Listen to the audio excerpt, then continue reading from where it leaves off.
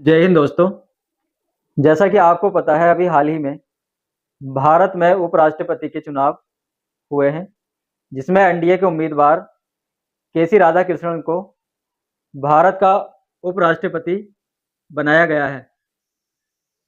उपराष्ट्रपति भारत के उच्च सदन राज्यसभा का सभापति होता है। राज्यसभा की सभी बैठकों की अध्यक्षता करता है। उपराष्ट्रपति का चुनाव वैसे तो 5 वर्षों में होता है, लेकिन किसी कारणवश यदि उपराष्ट्रपति की मृत्यु हो जाए या पद से इस्तीफा दे दें या पद से हटा दिया जाए, तब 5 वर्ष से पहले भी उपराष्ट्रपति का चुनाव कराया जा सकता है। जैसे अभी हाल ही में हुआ, धनखड़ जी उपराष्ट्रपति थे, उनके इस्तीफा देने के बाद यह चुनाव कराया गया था।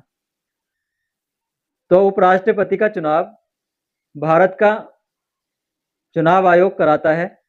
इसमें एक निर्वाचक मंडल होता है।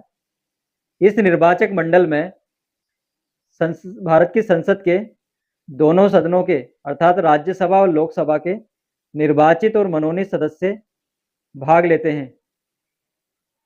इसका चुनाव एकल संक्रमणीय मत प्रणाली के द्वारा कराया जाता है। अर्थात माना कोई 4 उम्मीदवार उपराष्ट्रपति के चुनाव लड़ रहे हैं, तब इस निर्वाचक मंडल के सदस्य इन चारों उम्मीदवारों को नंबर के हिसाब से अपनी प्राथमिकता देते हैं, अपना वोट देते हैं।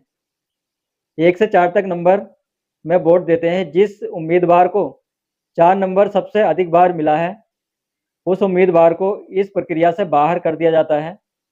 उसके बाद यही प्रक्रिया फिर दोबारा से होती है। अब जिस उम्मीदवार को 3 अंक सबसे अधिक बार मिला है, उसको फिर इस प्रक्रिया से बाहर कर दिया जाता है।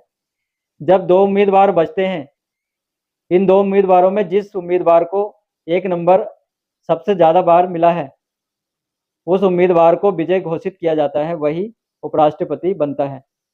अर्थात जिसको आधे से अधिक वोट मिलते हैं, वही उम्मीदवार उपराष्ट्रपति बनता है।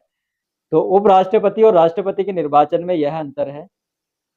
राष्ट्रपति के निर्वाचन में संसद के दोनों सदनों के निर्वाचित सदस्य, राज्यों की विधानसभाओं के निर्वाचित सदस्य भाग लेते हैं, मनोनीत नहीं। जबकि उपराष्ट्रपति के निर्वाचन में केवल संसद के दोनों सदनों के निर्वाचित और मनोनीत सदस्य भाग लेते हैं, विधानसभाओं के सदस्य भाग नहीं लेते हैं। उपराष्ट्रपति को शपथ भारत के राष्ट्रपति दिलाते हैं और 5 वर्ष के लिए यह चुने जाते हैं। तो इसी प्रकार की इंफॉर्मेटिव वीडियो पाने के लिए चैनल को सब्सक्राइब कीजिए, पेज को फॉलो कीजिए और वीडियो को ज़्यादा से ज़्यादा शेयर कीजिए। धन्यवाद।